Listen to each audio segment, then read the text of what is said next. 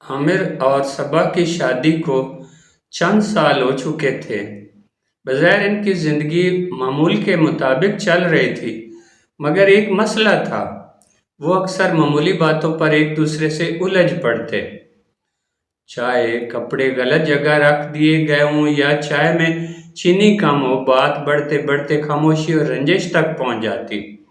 ایک دن صبا کی پرانی سہیلی سارا ان سے ملنے آئی۔ صبا نے ہلکی مسکراہٹ کے پیچھے چھپی اداسی کو چھپانے کی بہت کوشش کی، مگر سارا کی نظریں بھانپ گئیں۔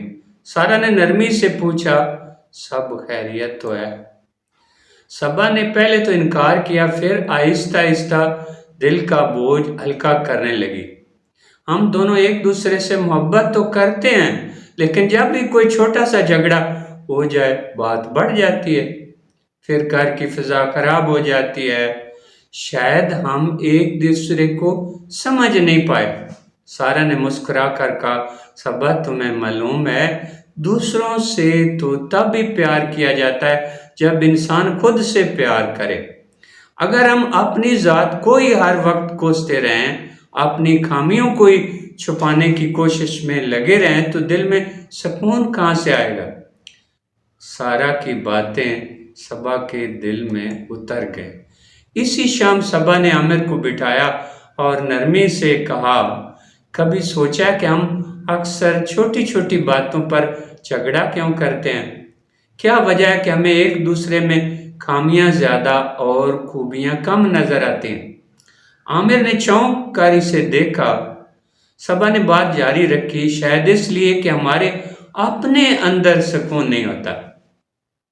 چلو آج سے پہلے خود کو سمجھتے ہیں، خود سے دوستی کرتے ہیں۔ جب ہم اپنی ذات کو قبول کرنا سیکھ جائیں گے، تب بھی ہم ایک دوسرے کو پوری دل سے قبول کر پائیں گے۔ انہوں نے اس دن سیکھا کہ اصل تبدیلی دوسروں کو بدلنے سے نہیں بلکہ خود سے محبت کرنے سے آتی ہے۔ ایک دن صبا کتابیں ترتیب دے رہی تھی کہ اسے ایک پرانی ڈائری ملی۔ یہ اس کے نوجوانی کے دنوں کی ڈائری تھی، جس میں اس نے اپنے دل کے کئی راز لکھے ہوئے تھے۔ اس نے ایک صفحہ کھولا اور پڑھا، میں خود کو دوسروں سے کم تر سمجھتی ہوں، میری باتوں کو کوئی اہمیت نہیں دیتا، شاید میں واقعی ناکام ہوں۔ صبا کی آنکھوں میں نمی آ گئی۔ وہ بھول چکی تھی کہ کبھی وہ خود کو اتنا غیر عام سمجھتی تھی۔ اسی لمحے اسے احساس ہوا کہ شاید عامر کے اندر بھی کچھ ایسا ہی درد چھپا ہو۔ وہ بھی اکثر سخت لہجے میں بات کرتا ہے، شاید وہ بھی اندر سے ٹوٹا ہوا ہو۔ اسی شام جب عامر گھر آیا، صبا نے اس سے پوچھا، کیا تم نے کبھی اپنے بچپن کے کسی دکھ کو دل میں دبایا ہے؟ عامر چونک گیا۔